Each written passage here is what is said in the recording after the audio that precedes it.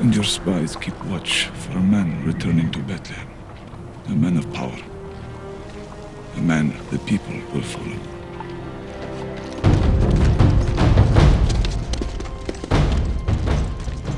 If I claim this child is mine, I will be lying. I will have broken a law laid down by God. I would never ask you to lie. If I say this child is not mine, they will ask what I want to do.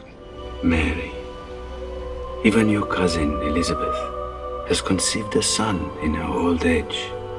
For nothing said by God can be impossible.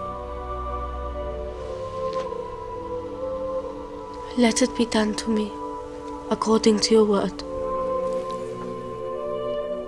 Gold for the King of Kings. Frankincense for the priest of all priests. A gift of myrrh to honor thy sacrifice.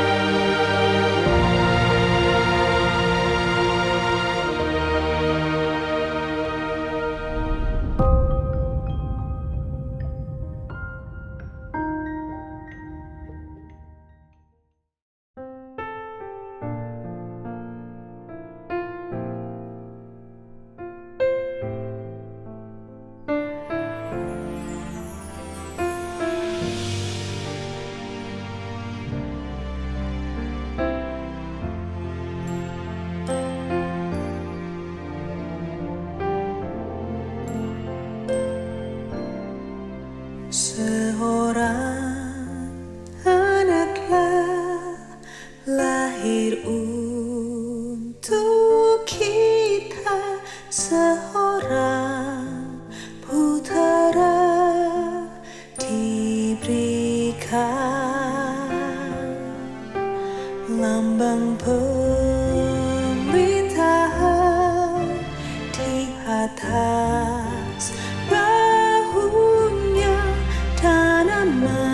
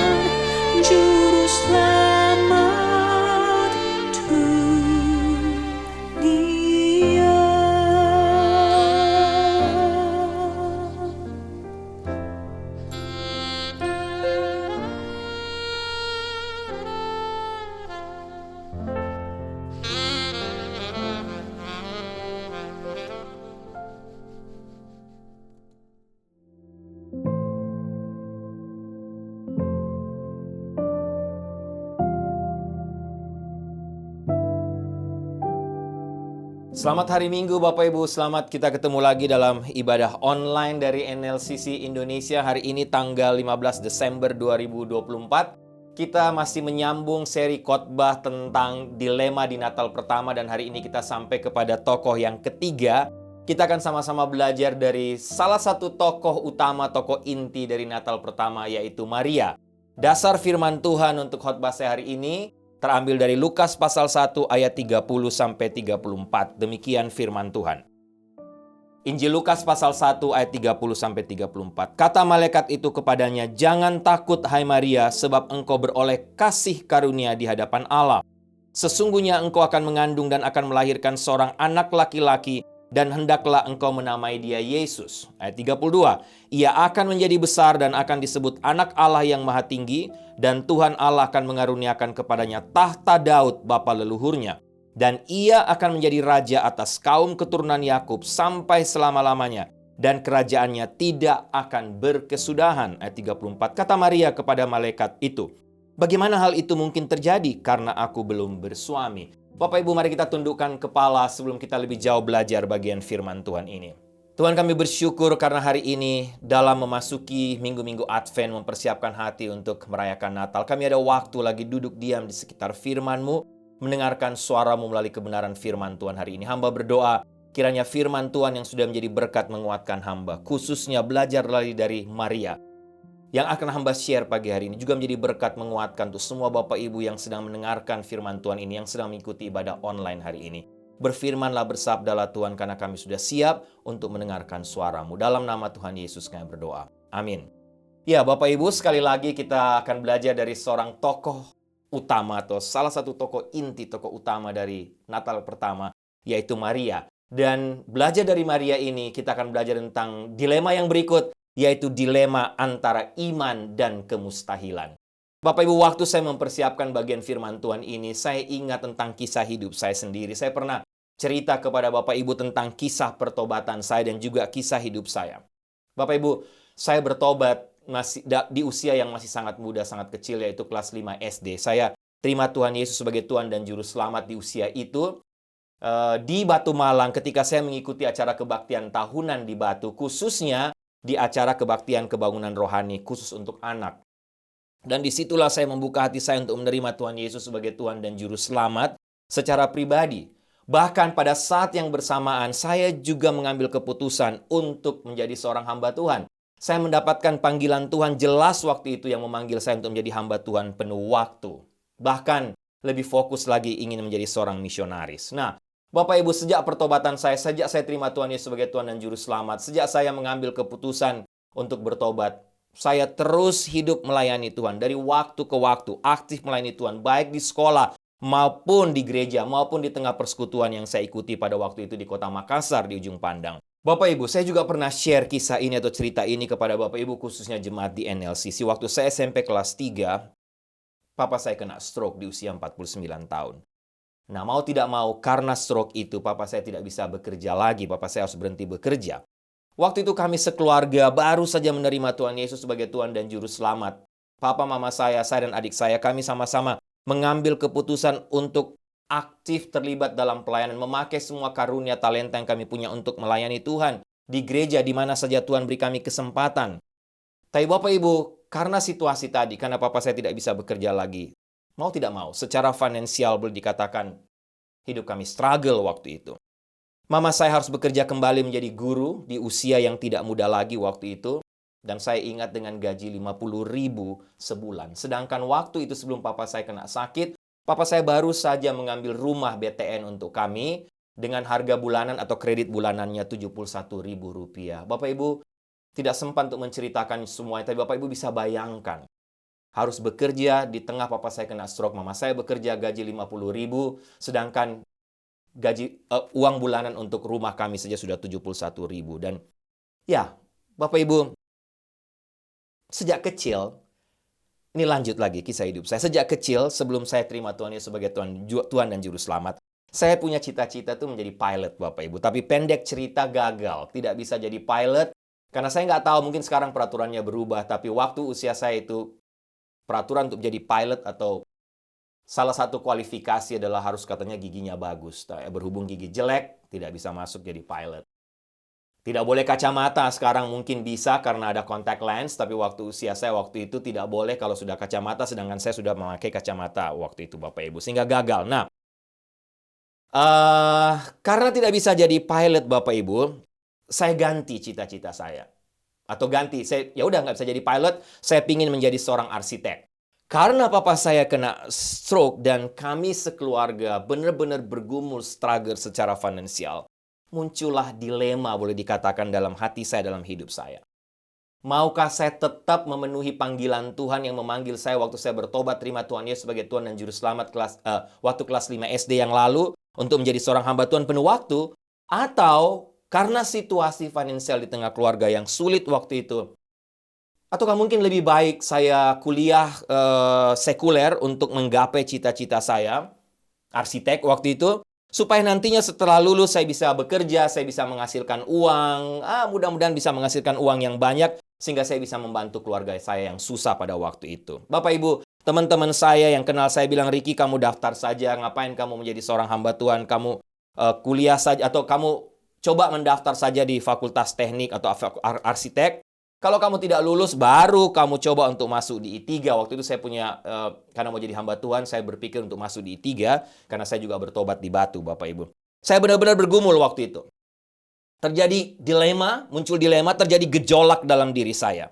Tapi, kalaupun saya harus kuliah, dari mana biayanya?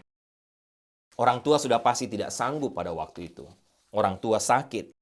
Tidak pernah terpikir, Bapak Ibu, kalau akhirnya Tuhan bawa saya ke sini dan keluarga saya untuk akhirnya menjadi seorang hamba Tuhan penuh waktu.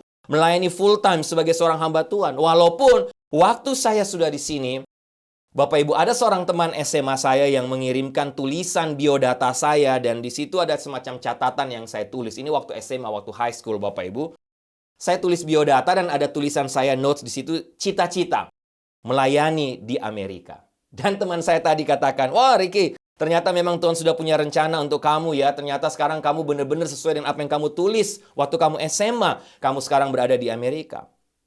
Tuhan memang mau bawa kamu ke sana. Tapi jangan lupa Bapak Ibu, sejak situasi berubah dalam keluarga kami, sejak papa saya jatuh sakit, sepertinya semua cita-cita saya, apa yang saya mimpikan, semuanya mustahil Bapak Ibu. Mustahil untuk terjadi. Nah, Bapak Ibu itu saya.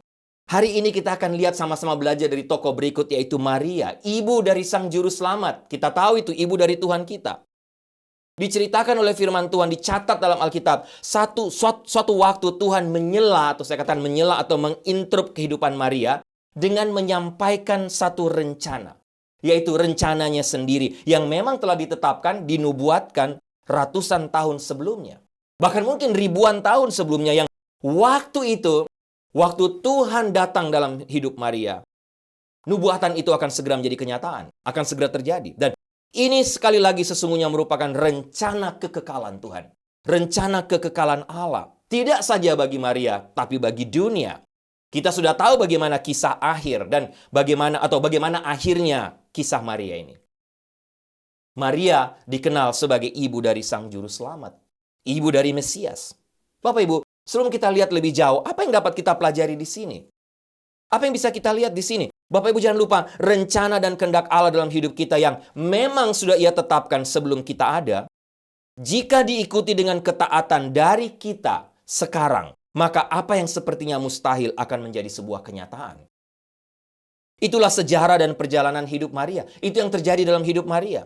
Jika kita melihat kisah awal hidupnya, dan bagaimana situasi dan kondisi Maria ketika Tuhan datang melalui malaikat Gabriel waktu itu yang datang kepada Maria, semuanya mustahil. Tidak mungkin.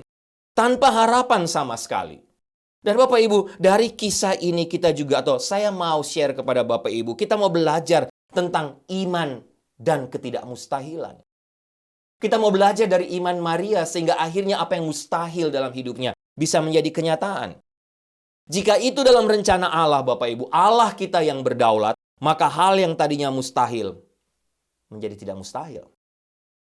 Dari kisah hidup Maria, Bapak Ibu, ada beberapa hal yang saya pelajari, yang sudah menjadi berkat menguatkan saya lagi di Minggu Advent ini, yang akan saya share kepada Bapak Ibu hari ini. Saya yakin ini akan menjadi pelajaran berharga buat kita semua. Doa saya paling tidak akan menjadi pelajaran berharga buat kita semua, buat Bapak, Ibu, dan saya. Dan doa saya firman Tuhan ini dapat menguatkan kita. Khususnya ketika kita atau Bapak Ibu, kita semua sedang berada di tengah-tengah dilema kehidupan. Khususnya di tengah situasi dan kondisi yang penuh kemustahilan. Yang Bapak Ibu katakan tidak mungkin terjadi. Ada beberapa hal yang ingin saya share Bapak Ibu. Yang pertama, saya belajar satu hal. Rencana Allah atau rencana ilahi selalu di atas rencana kita manusia.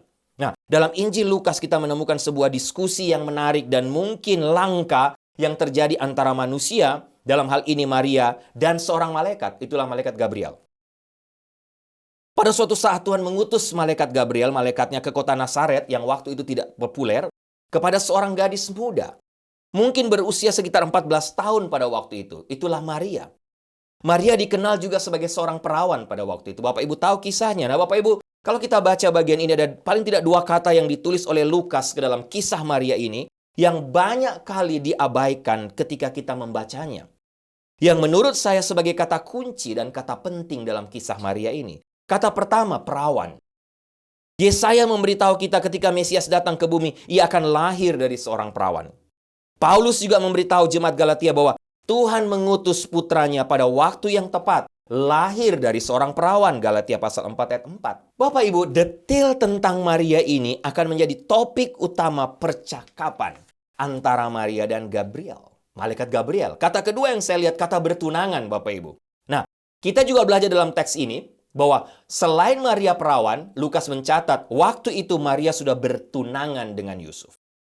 Jangan lupa Bapak Ibu, pertunangan dalam adat Yahudi ini berarti mereka sudah dianggap menikah secara sah. Tetapi satu saja, mereka belum mengadakan upacara pernikahan, atau mereka belum boleh tinggal bersama, mereka belum boleh berhubungan seks, berhubungan badan. Masa pertunangan akan berlangsung sekitar 1 tahun untuk menguji kesetiaan mereka berdua. Kesetiaan pasangan tersebut. Dan malaikat Gabriel pada waktu itu muncul Bapak Ibu, bertemu Maria ketika saudara Maria yang bernama Elizabeth juga sedang hamil 6 bulan. Yang kita tahu nantinya lahir, yaitulah Yohanes Pembaptis. Nah Bapak Ibu, saya yakin sebagai orang percaya kepada Kristus, Bapak Ibu dan saya, kita semua juga ingin tahu rencana Tuhan dalam hidup kita. Apa sih rencana Tuhan untuk saya? Apa sih rencana Tuhan bagi hidup saya, bagi keluarga saya? Dan apa yang kita lakukan? Kita berdoa, kita tanya Tuhan, kita baca firman Tuhan untuk minta tanda dari Tuhan. Bahkan seringkali kita juga minta tanda-tanda yang lebih spesifik.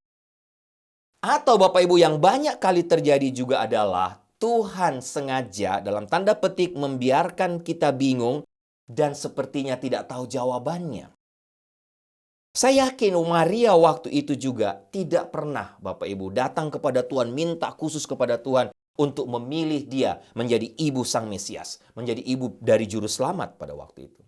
Tapi yang pasti Tuhan mengutus malaikat Gabriel untuk menemui Maria, dan itulah yang malaikat Gabriel lakukan. Ia hadir dalam hidup Maria, memperkenalkan dirinya, bahkan berbicara kepadanya dengan cara yang sangat-sangat mencengangkan Bapak Ibu. Dan menyampaikan satu rencana Allah yang tampaknya mustahil sekali lagi waktu itu. Dengan berbagai aspek, alasan yang sudah kita dengar tadi, yang saya sudah sampaikan kepada Bapak Ibu tadi. Ingat, Maria seorang perawan, sudah bertunangan, belum resmi menikah, tidak boleh berhubungan badan, mereka belum boleh tinggal bersama. Tapi pada waktu itu, Maria mendapatkan janji Tuhan untuk melahirkan juru selamat. Bapak Ibu, pikiran manusia bukan pikiran Allah sekali lagi. Ingat, rencana Allah selalu berada di atas rencana kita. Nah, itu juga yang terjadi dalam perjalanan hidup saya, Bapak Ibu. Saya lanjut lagi kisah yang saya sampaikan kepada Bapak Ibu tadi. Saya tahu dengan persis bahwa Tuhan berbicara kepada saya, memanggil saya untuk menjadi seorang hamba Tuhan penuh waktu. Saya tahu itu. Tapi setelah peristiwa demi peristiwa, khususnya peristiwa sakitnya papa saya berpikir bahwa, semua jalan untuk sekolah menjadi hamba Tuhan penuh waktu adalah hal yang mustahil. Mana mungkin? Biayanya dari mana? Siapa yang akan membiayai kuliah saya? Sehingga saya mulai memakai pikiran saya sendiri. Apa itu? Saya putuskan lebih baik saya tidak jadi hamba Tuhan. Saya ingin kuliah supaya saya bisa kuliah maksudnya sekolah sekuler, jadi arsitek. Mungkin saya bisa menghasilkan banyak uang dan saya bisa membantu keluarga saya. Tapi itu pun mustahil. Karena kuliah juga apapun, mau kuliah dimanapun membutuhkan biaya. Bapak Ibu, Sepertinya saya harus langsung bekerja saja. Muncul pikiran berikut, supaya paling tidak dengan gaji yang saya terima, saya bisa membantu atau meringankan beban keluarga saya pada waktu itu. Sampai Bapak Ibu akhirnya Tuhan datang kepada saya. Ya tentunya tidak datang seperti malaikat Gabriel yang datang kepada Maria. Tapi Bapak Ibu, Tuhan datang kepada saya melalui sebuah peristiwa. Saya tidak bisa cerita tentunya secara detail, panjang lebar di sini. Cerita tentang hasil NEM saya waktu itu. Bapak Ibu ingat atau teman-teman ingat waktu zaman saya SMA waktu itu ada namanya NEM, nilai Eptanas Murni. Bapak Ibu, saya tidak tahu kenapa, tapi waktu itu nilai NEM, nilai Eptanas Murni saya benar-benar rendah. Saya kecewa, saya sedih, saya malu benar. Saya takut pulang ke rumah. Tentunya. Selain saya takut papa mama saya marah, tapi saya tidak mau membuat mereka kecewa, sedih, apalagi papa saya sedang sakit. Saya langsung datang kepada mentor saya, kepada seorang hamba Tuhan. Bapak Ibu kenal Pendeta Aris Ilu yang waktu itu melayani di GEMI Makassar.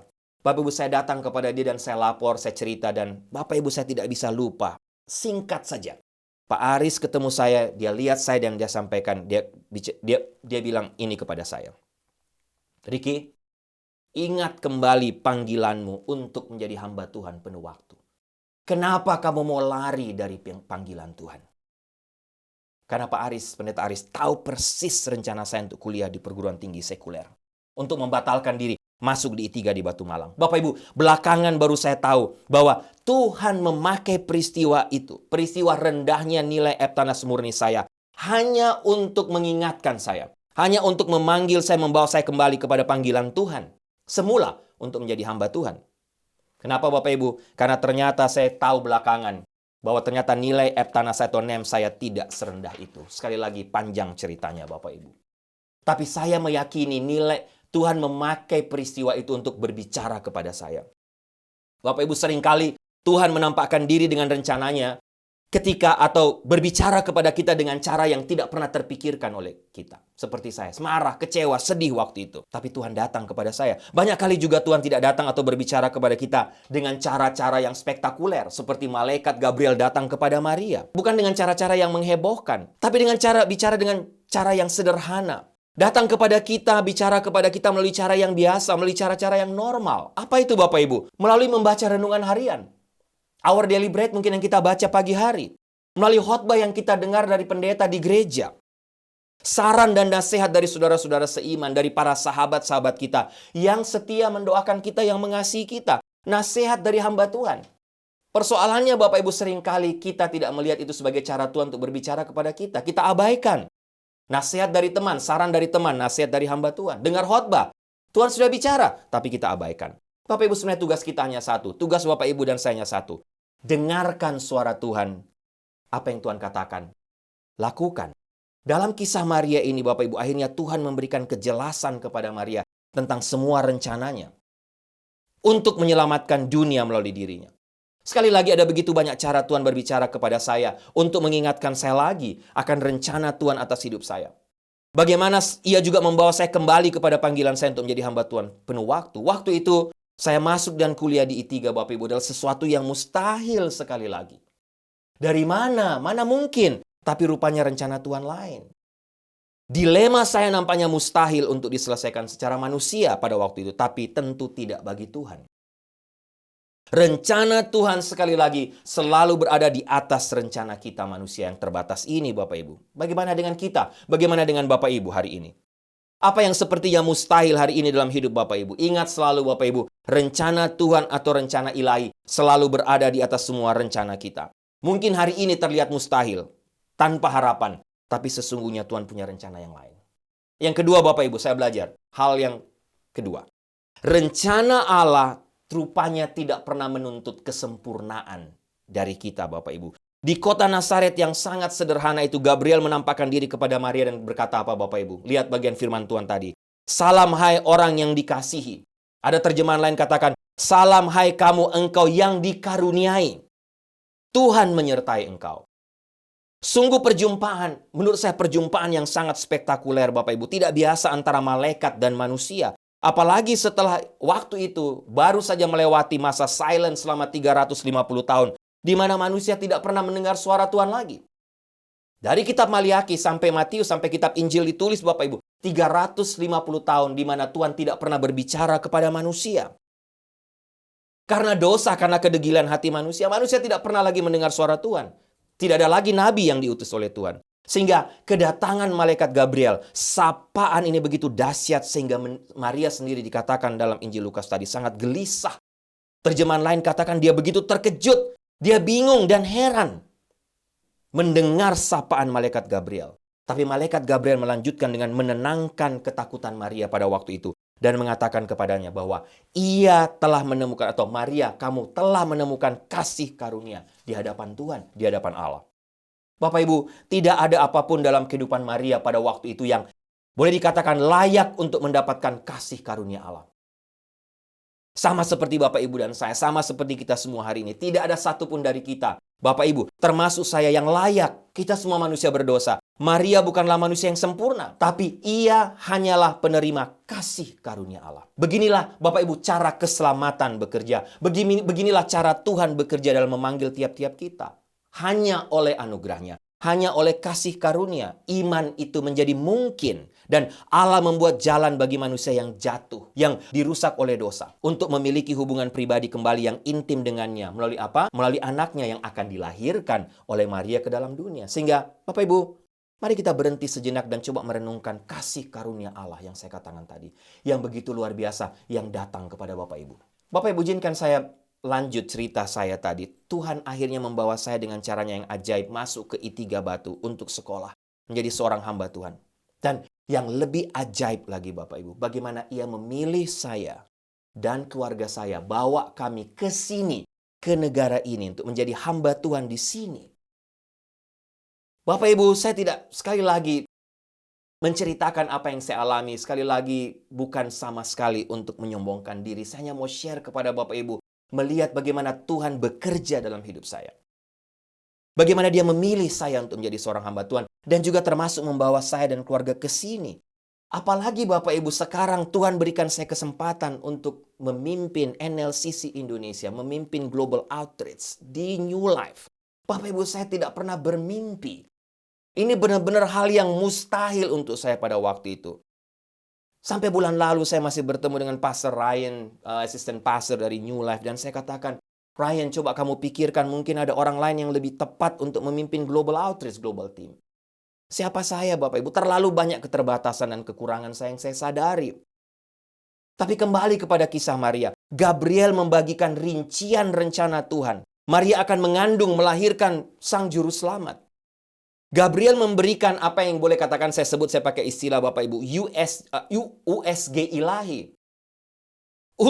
Ultrasonografi secara ilahi. Ia memberikan hal-hal yang spesifik kepada Maria. Seperti yang kita lihat kalau kita memakai USG atau USG. Untuk melihat bagian-bagian dalam dari tubuh kita.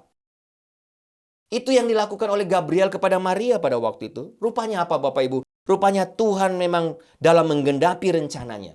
Tidak pernah memakai orang yang sempurna. Seringkali atau banyak kali dia memanggil dan memakai orang yang justru dianggap sampah atau tidak dianggap, tidak berarti oleh orang banyak. Banyak kali Tuhan memanggil orang-orang yang dianggap kurang potensial, kurang mampu oleh banyak orang. Banyak kisah dalam Alkitab. Ingat bagaimana Tuhan memilih dan memanggil Daud untuk menjadi Raja Israel. Kita tahu ceritanya. Ingat bagaimana Tuhan memilih Yusuf untuk menjadi penguasa di Mesir. Kita juga tahu ceritanya, kita tahu kisahnya. Kalau Bapak Ibu lihat sekali lagi Lukas pasal 1 tadi, khususnya 31-33 Bapak Ibu. Dikatakan sekali lagi, Maria pada waktu itu masih tidak yakin tentang bagaimana kehamilannya dan kehamilannya akan terjadi. Ia bertanya kepada Gabriel. Kenapa? Karena dia masih perawan waktu itu dalam status bertunangan dengan Yusuf. Sekali lagi di mana mereka tidak boleh tinggal bersama. Dan apa yang saya katakan tadi, dua kata ini sengaja ditulis oleh Lukas untuk menunjukkan bahwa hal tentang Maria akan hamil dan mengandung ini benar-benar perkara yang mustahil pada waktu itu. Tapi karena rencana Tuhan akhirnya menjadi satu kenyataan. Dan itulah yang dijelaskan oleh malaikat Gabriel. Dia katakan kepada Maria, Maria, Roh Kudus akan turun atasmu dan kuasa Allah yang Maha Tinggi akan menaungi engkau. Sebab itu anak yang akan kau lahirkan akan disebut kudus, akan disebut anak Allah. Bapak Ibu, pernyataan yang jelas ini membedakan Yesus Kristus dari manusia lain yang pernah dan akan lahir dalam dunia ini. Kenapa? Karena dia dikandung secara ilahi, bukan oleh manusia. Sekali lagi, Maria tidak sempurna. Tapi Tuhan memakai Maria. Rencana Tuhan sempurna untuk Maria. Dia tidak pernah salah memilih, memanggil seseorang untuk memenuhi dan menggenapi rencananya. Kalau Tuhan memilih, Tuhan memanggil, Dia juga yang akan pasti menguatkan dan melengkapi kita, Bapak Ibu. Luar biasa. Dan yang ketiga, yang terakhir, Bapak Ibu. Yang pertama, rencana Allah atau rencana ilahi selalu berada di atas rencana manusia. Yang kedua, Bapak Ibu, ingat rencana Allah rupanya tidak menuntut kesempurnaan. Banyak kali Tuhan untuk memenuhi rencananya, Dia memakai kita semua, orang-orang yang tidak sempurna. Dan yang terakhir, yang ketiga, yang saya pelajari dalam kisah Maria ini, Bapak Ibu, rencana ilahi itu di atas manusia tidak menuntut kesempurnaan. Tapi satu hal, rencana ilahi harus ditaati. Injil Lukas mengakhiri percakapan Maria dengan Gabriel. Apa yang tampak seperti hal yang mustahil di mata Maria bukanlah hal yang mustahil ketika Tuhan bekerja. Setelah Maria memahami apa yang harus dia lakukan dan perannya dalam rencana ilahi ini, ia dengan rendah hati, boleh saya katakan, mengidentifikasikan dirinya sebagai apa? Bapak Ibu lihat baca. Dia katakan, aku hanyalah hamba. Maria mengidentifikasikan dirinya sebagai hamba Tuhan. Tugas dia satu, mentaati suara Tuhan, mengabdikan hidupnya untuk memenuhi rencana Tuhan, tepat seperti yang Tuhan perintahkan kepadanya. Dan 9 bulan sejak saat itu, Maria memang akhirnya melahirkan Mesias Sang Juru Selamat. Bapak Ibu perhatikan ayat-ayat selanjutnya, khususnya ayat 38. Apa yang Maria katakan di sini? Biasanya 37 atau 38 dalam terjemahan yang lain. Sesungguhnya aku ini adalah hamba Tuhan. Maria katakan, jadilah padaku menurut perkataanmu itu. Bapak Ibu, tanpa banyak bertanya, Maria katakan, Tuhan, aku siap melakukan perintah Tuhan. Dia tahu resiko berat yang mungkin akan dia hadapi. Tetapi sebagai hamba, dia harus taat, Bapak Ibu. Karena dia tahu Tuhan yang memanggil dia. Sebuah tindakan yang nekat, boleh saya katakan. Mengapa, Bapak Ibu? Karena bagi orang Israel pada masa itu yang masih sangat taat pada hukum Taurat, sekali lagi, seorang gadis yang kedapatan hamil sebelum menikah, sekalipun sudah bertunangan, tapi anak yang dikandungnya bukan dari tunangannya, maka ia harus menerima hukuman mati dengan cara dirajam oleh batu. Tapi sekali lagi, Bapak Ibu, Maria taat. Kenapa? Karena dia tahu Tuhan pastinya akan menggenapi rencananya. Tuhan yang akan memberikan dia kekuatan. Tuhan akan memberikan kesanggupan kepada dia. Dan Bapak Ibu, itu juga yang terjadi dalam perjalanan hidup saya dan pelayanan saya selanjutnya. Yang Bapak Ibu mungkin di NLCC tahu cerita Bapak Ibu. Ketika saya kembali kepada panggilan saya semula, saya taat kepada suara Tuhan. Tuhan buat mujizat. Apa yang tadinya mustahil menjadi sebuah kenyataan. Saya akhirnya bisa masuk ke I3, bisa menyelesaikan kuliah di sana. Bapak Ibu, itu juga yang terjadi dalam perjalanan hidup dan pelayanan saya selanjutnya, yang mungkin banyak dari jemaat NLCC tahu. Ketika saya kembali kepada panggilan saya yang semula, saya taat kepada suara Tuhan. Mujizat terjadi. Tuhan memakai keluarga saya, kakak sepupu saya, yang akhirnya tidak pernah saya pikirkan, dia datang kepada saya dan katakan, Ricky, saya siap untuk membiayai kamu selama kamu kuliah di I3. Bapak Ibu, luar biasa mujizat Tuhan terjadi. Itulah cara Tuhan, benar-benar ajaib. Bapak Ibu, ada beberapa kesimpulan mengakhiri khotbah saya hari ini tentang dilema iman dan kemustahilan. Jangan lupa, ketika rencana Tuhan dinyatakan dalam hidup kita, kita mungkin berpikir itu mustahil.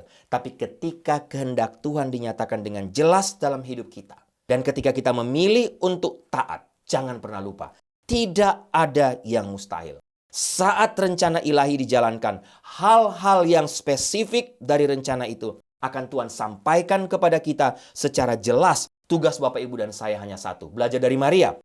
Kita hamba, taat pada apa yang Tuhan katakan.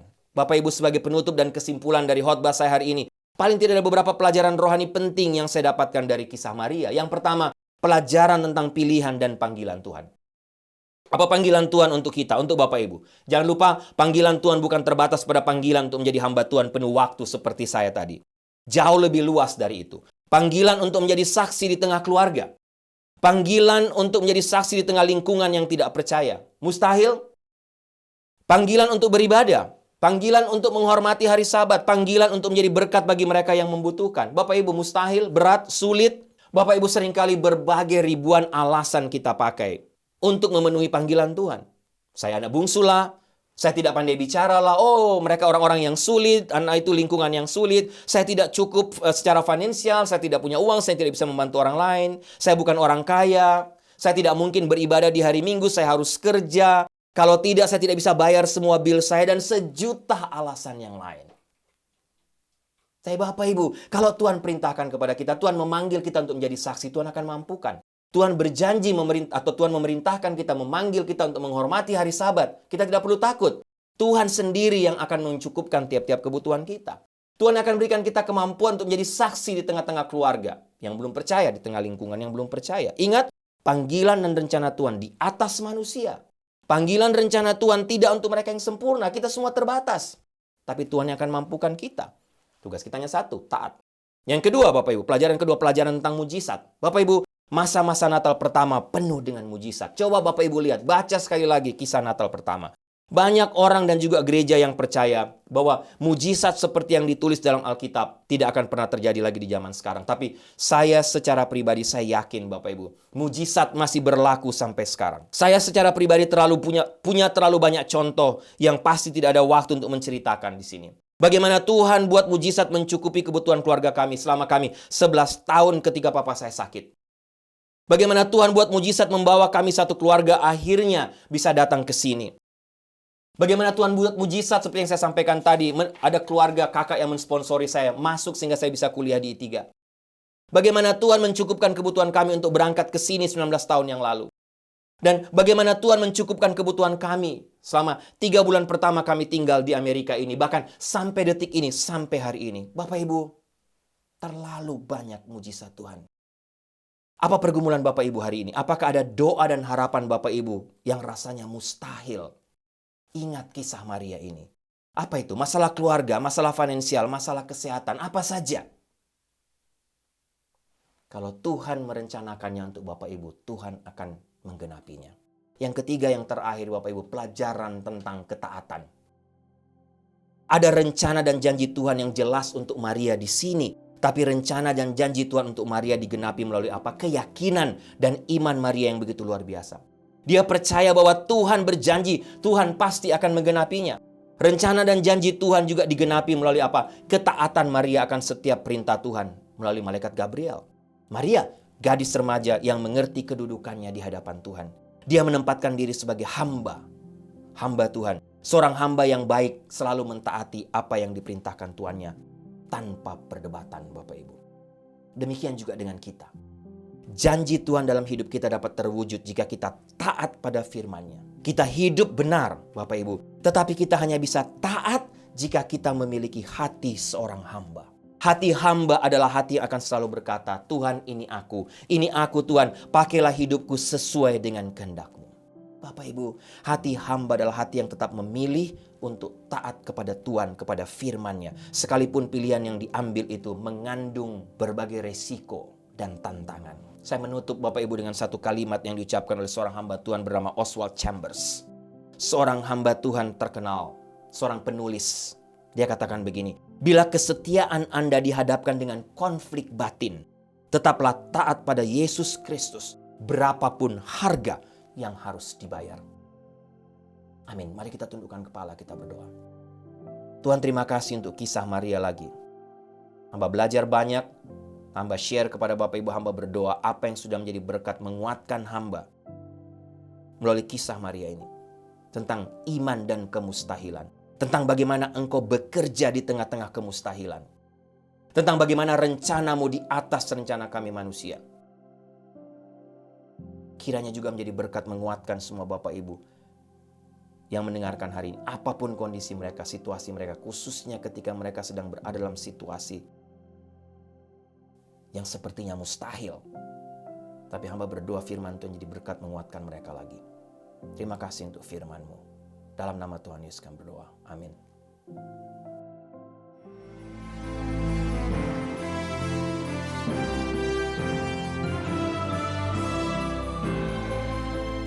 Bapak Ibu, doa saya kita diberkati lagi oleh kebenaran firman Tuhan hari ini, sebagaimana Tuhan juga telah memberkati saya. Jemaat yang kekasih, tundukkanlah kepalamu, arahkanlah hatimu kepada Tuhan dan terimalah berkat Tuhan. Anugerah keselamatan dari Tuhan Yesus Kristus, kasih sayang yang tidak berkesudahan dari Allah Bapa, serta penyertaan dari Roh-Nya yang kudus kiranya menyertai engkau sekalian, mulai hari ini sampai Maranatha Tuhan Yesus datang kembali. Haleluya, amin.